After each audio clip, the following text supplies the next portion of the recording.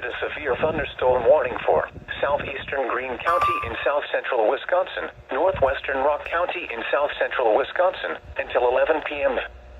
At 10:10 p.m., a severe thunderstorm was located 7 miles north of Janesville, or 8 miles south of Monroe, moving northeast at 55 miles an hour.